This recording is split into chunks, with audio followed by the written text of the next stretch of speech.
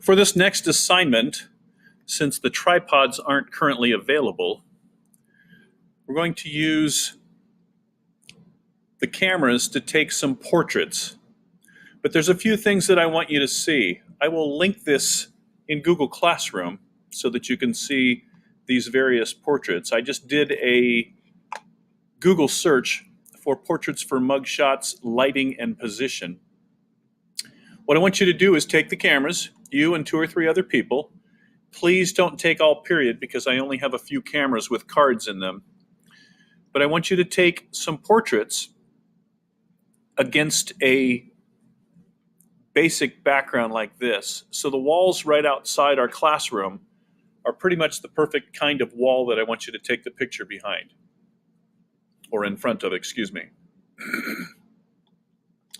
One other thing I want you to notice how this person's head is tilted to one side, whereas this one's mostly straight up and down.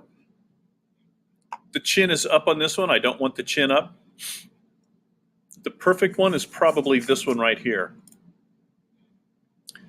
So, if you draw a line straight down the middle of the face, notice how her head isn't turned to the left or the right, but it's facing straight away. Her chin is about the same distance to the camera as her forehead. So I don't want the chin down, I don't want the chin up. This is actually a pretty good photo.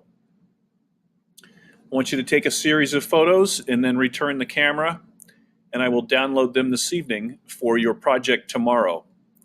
I also want you to take some goofy photos because there are some things that we're going to do with these portraits later on to turn them into cartoons, and I'll show you examples of them later as well. Wow, look at that dude. Yikes. Anyway, have fun looking at some of these mug shots, and let's take some photos today for the next assignment.